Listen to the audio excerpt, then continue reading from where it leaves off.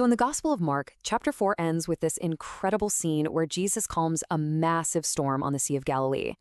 But you know what? Chapter 5 shows us something that's maybe even more powerful. Jesus turns his attention from the storm on the sea to the storms raging inside of people. So let's dive into this chapter. It's really a rapid-fire demonstration of Jesus' power, told through 3 intense back-to-back encounters. And as we go, I want to frame our whole look at this chapter around this one big question. What does true power really look like? I mean, we see all sorts of images of it, right? Brute force, political influence, you name it. But Mark chapter 5 gives us this radically different answer. It shows us a power that doesn't just conquer, but one that steps right into the middle of the deepest chaos and brings complete, total restoration. All right, so here's our roadmap. We'll start by just setting the stage. Then we're going to meet a man that absolutely no one could tame. After that, we'll look at a really clever storytelling trick Mark uses, then witness some incredible faith in a huge crowd, and we'll wrap it all up with one of the most powerful phrases in the entire Bible. Don't be afraid, just believe. So you got to remember the context here. The disciples are still completely freaking out. They just watched Jesus speak to the wind and the waves, and they obeyed him. They were left asking themselves, who in the world is this guy? And they've barely had a second to even process that when the boat lands, and Jesus immediately gets out to face a totally different kind of storm, the inner chaos of demonic oppression, chronic sickness, and even death itself. And this first encounter, wow, it is shocking. The second Jesus steps off the boat, he is met by this man who is in the grip of just absolute desperation. And we're not just talking about a troubled person here. This is a man who is completely overwhelmed and is basically living in a state of death. Let's just pause for a second and really absorb how horrific this man's life was. He's living among the tombs, which for any observant Jew was a place of total uncleanness and death. You just didn't go there. He has the superhuman strength that can shatter chains. He's in constant torment, screaming day and night, and even harming himself. I mean, can you imagine being so feared and so isolated that you're literally driven out of town to live among the dead? He is an outcast in every possible sense of the word. Now, here's where it gets really, really interesting. The name the demons give themselves is Legion. On one level, that just means a lot, a terrifying number of spirits inside one person. But for the people hearing the story back then, Legion was a seriously loaded term. It was the name for a massive Roman army unit, a symbol of brutal foreign occupation. And get this, the symbol for the Roman legion station in that area was a boar, a pig, an animal considered totally unclean.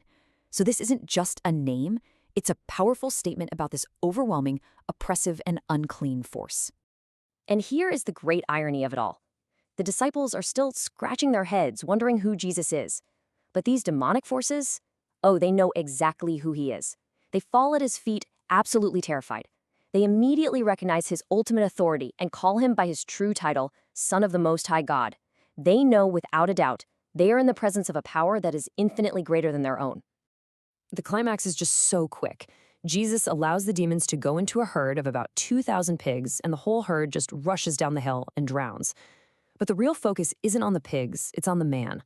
And just look at the description of his healing. He's found sitting, which means his inner storm is finally calm.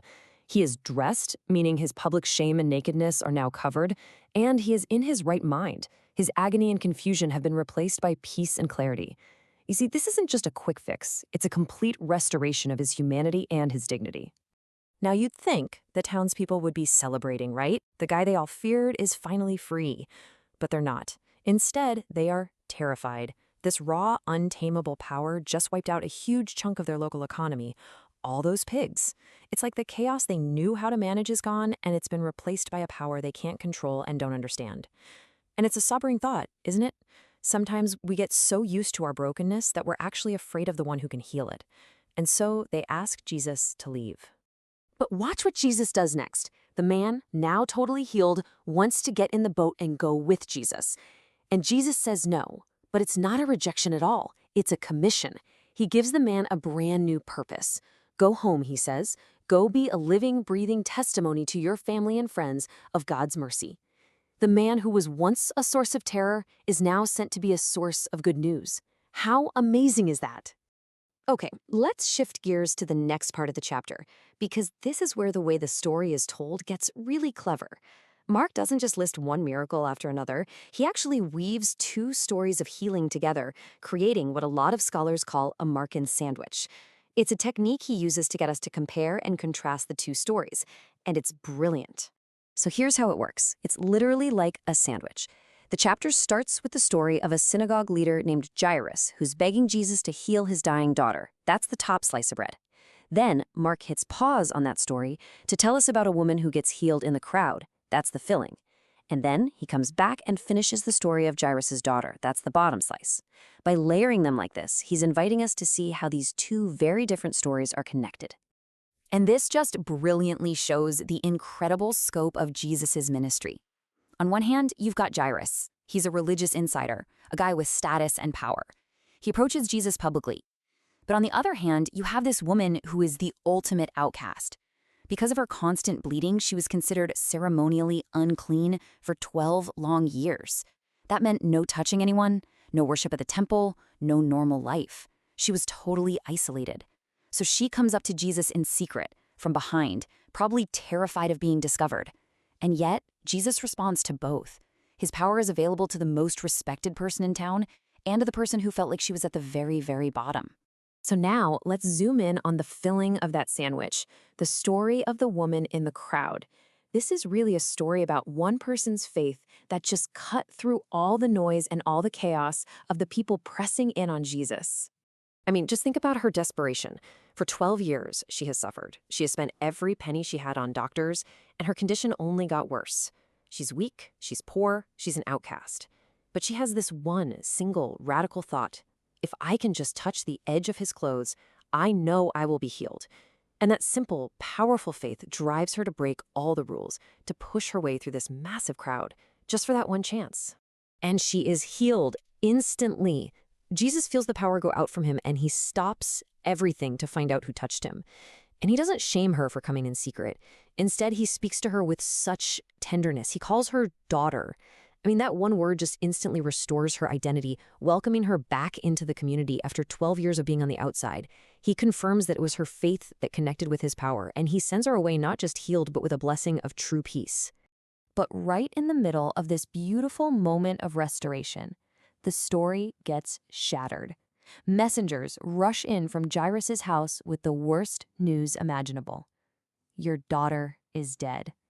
The situation has just gone from critical to completely hopeless.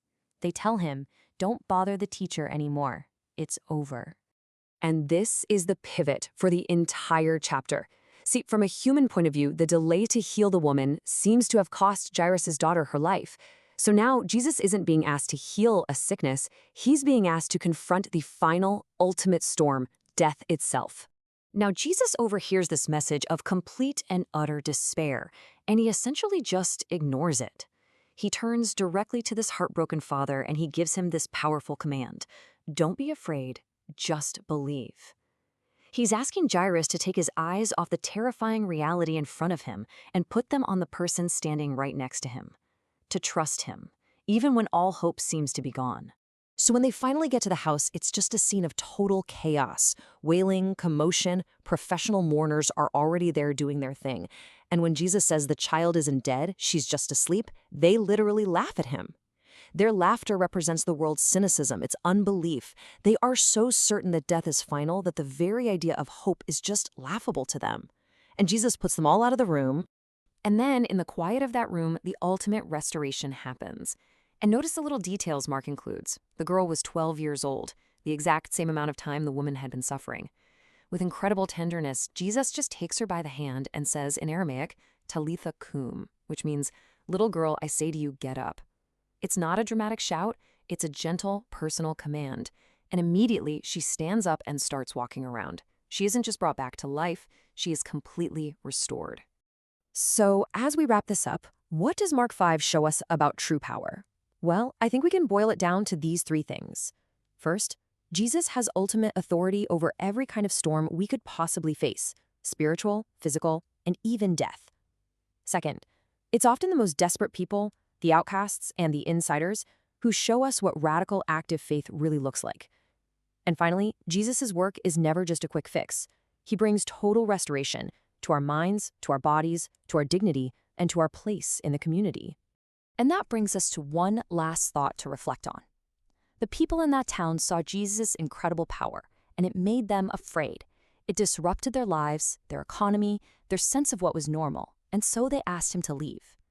And that leaves us with a pretty challenging question to ask ourselves.